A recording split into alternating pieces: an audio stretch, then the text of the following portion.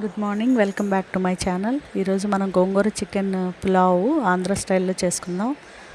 పులావ్ అని ఎందుకన్నానంటే మామూలుగా తెలుగులో మనం పులావ్ అనుకుంటాము, కానీ యాక్చువల్గా పులావ్ అనాలి దాన్ని.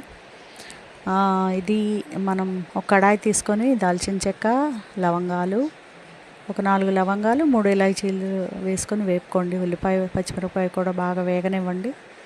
దానికి ఈ అల్లం వెల్లుల్లి పేస్ట్ కూడా యాడ్ చేసి బాగా వేగనివ్వండి. పచ్చివాసన పోయేంత వరకు వేపండి. దాని తర్వాత ఈ చికెన్ని కూడా బాగా ఉడకబెట్టుకోవాలండి. మనం చికెన్ ఉడకబెట్టుకొని పక్కన ఉంచుకోండి. టొమాటో పేస్ట్ కూడా యాడ్ చేయండి. టొమాటో పేస్ట్ యాడ్ చేసి దాన్ని కూడా పేస్ట్ ఎందుకు చేశానంటే ముక్కలు ఉడకవు కాబట్టి పేస్ట్ వేసేయండి. దాని తర్వాత మీరు బాగా వేగనివ్వండి. మొత్తం అన్నిటికీ టేస్ట్ తీసుకొస్తుంది అనమాట ఈ టొమాటో పేస్ట్.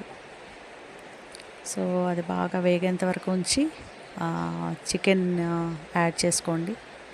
ఉడకబెట్టిన చికెన్ యాడ్ చేసుకోండి. తర్వాత దానిలో కొంచెం ఈ పుదీనా, గోంగూర, కొత్తిమీర మూడింటిని పేస్ట్ చేసి దానిలో ఉంచుకోండి. లేకపోతే అన్నీ ఆరుతూ ఉంటారు. ఈ ఒక్కొక్క ఆకు తీసి పక్కన పడేస్తూ ఉంటారు. సో ఆ పేస్ట్ అంతా బాగా ముక్కలకు పట్టింది అనుకున్నటప్పుడు ఒక గ్లాస్ బియ్యానికి 2 గ్లాసులు నీళ్లు వేసుకొని, అవి మరగనక్కర్లేదండి. మరగకపోయినా దానిలో బియ్యం వేసేసుకోవచ్చు. వేసుకొని కలుపుకోండి బాగా. అంటే గోంగూర అదంతా పట్టేటట్టు చూసుకోండి, టొమాటో. సో ఒకసారి మూత పెట్టేసుకున్న తర్వాత కొంచెంసేపు ఉడికిన తర్వాత సిమ్లో పెట్టేసుకోండి. ఆ సిమ్లో పెట్టుకున్నది మీకు చక్కగా ఉడుకుతుంది. ఈవెన్గా ఉడికేటట్టు చూసుకోండి. ఒకసారి తిప్పుకోండి, సరిపోతుంది. Thank you so much for watching this channel.